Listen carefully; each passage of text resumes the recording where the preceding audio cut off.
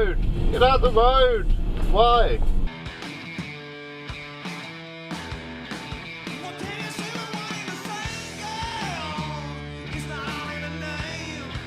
Good morning and greetings and welcome to another episode. Let's let this taxi out, shall we? Go on, mate. There you go.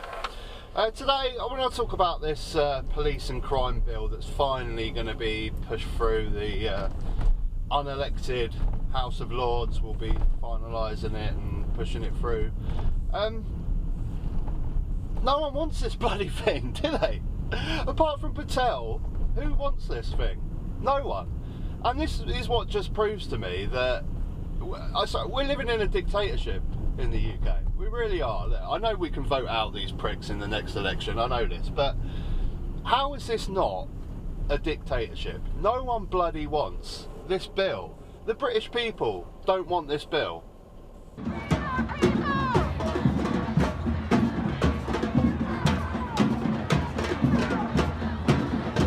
The Labour Party don't want this bill. The government's bill targets protesters causing too much noise and says that those who cause annoyance could be jailed for up to 10 years. Madam Deputy Speaker, I'm thankful that the draconian limits on the power to protest were not in place during the great protests of the 20th century that led to real change. Even bloody Theresa May, do you remember her? Do you remember her? She seems like a cuddly teddy bear at Christmas now, doesn't she, compared to these bloody pricks we got in government now, I swear. And finally, my point is about the power for the Home Secretary to make regulations about the meaning of serious disruption to the activities of an organisation or the life of the community. It's tempting with Home Secretary to think that giving powers to the Home Secretary is very reasonable, because we all think we're reasonable. But actually, future Home Secretaries may not be so reasonable. Bloody Patel sniggering like a little goblin demon. I got the police bill through. Because we all think we're reasonable. But actually, future Home Secretaries may not be so reasonable. This is what I'm saying. This is not democracy. You can't say this is democracy. The people don't want this bill. Labour don't want this bill.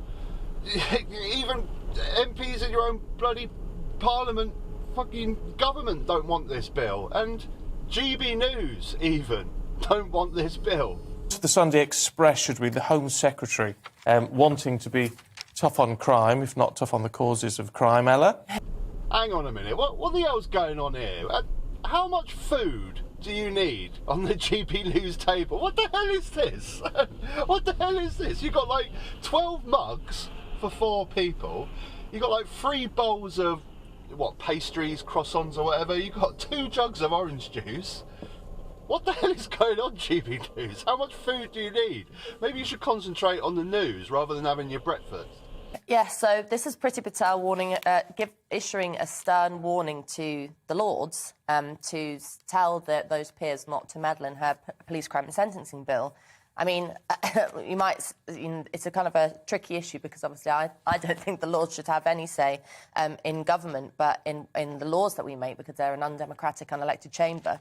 But it has to be said, what Priti Patel is outlining in this bill and what she seems to be whipping MPs to vote for is really quite worrying from anyone who's got a kind of freedom-loving bone in their bodies. For example, cracking down on the right to protest if protest raises an unreasonable level of noise. You tell me what's a reasonable level of noise and protest. Seems like every single news outlet and media source doesn't want it, even the right-wing one. Even on the most basic level of how to deal with people who commit crime, locking them up and throwing away the key, and a kind of attack, I think, on rehabilitation doesn't seem to be the way to go. There does seem to be an increase in gang culture, though, don't they? A lot of these stabbings have ended up with somebody crossing from one gang land into another. And I don't know, there seems to be an increase in gang culture. Why is that? Who is this woman? Who is this woman?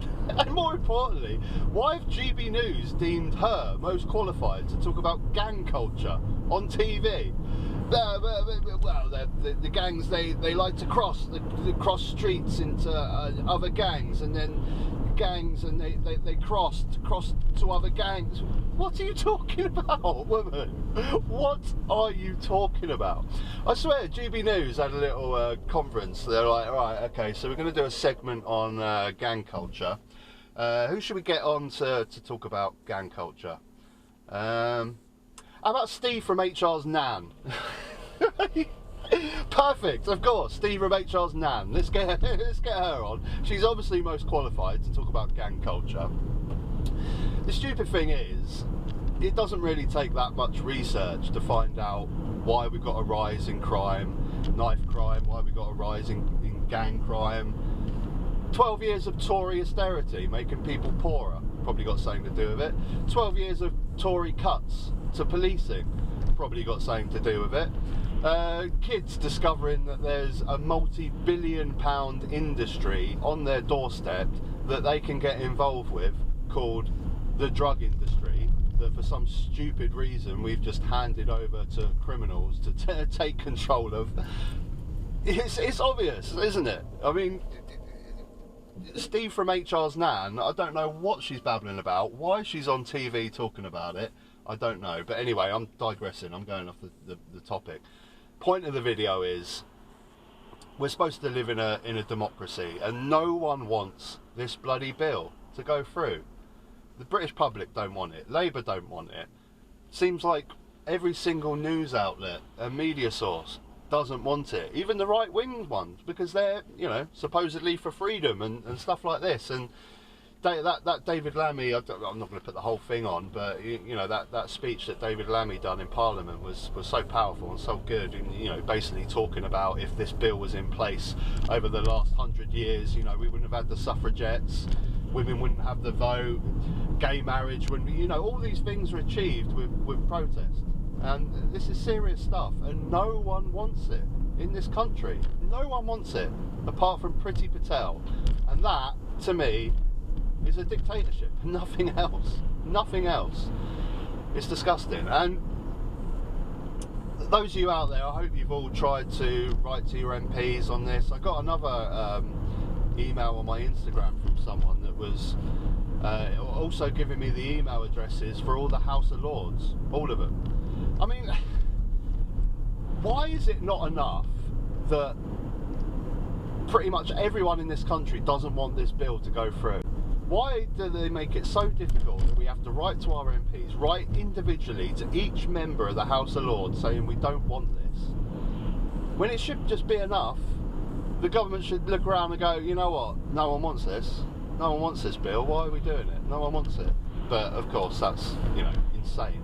That's me thinking out loud, thinking, you know, maybe one day we might actually get a government that comes into power and goes, do you know what, instead of all this like corrupt nonsense, why don't we actually just try and make this country better? What? What are you talking about, make it better? What? No, I was just thinking, like, we got the power, why don't we just make laws that make this country a better country? No, scandalous, crazy, what are you talking about? And the same with this. Why can we not just have a government that can see the obvious thing right now, that no one wants this bloody policing bill, and take it off the table? We shouldn't have to write to each bloody individual unelected House of Lords and all write to our MPs, because people are not going to do this, are they? They're not going to do it.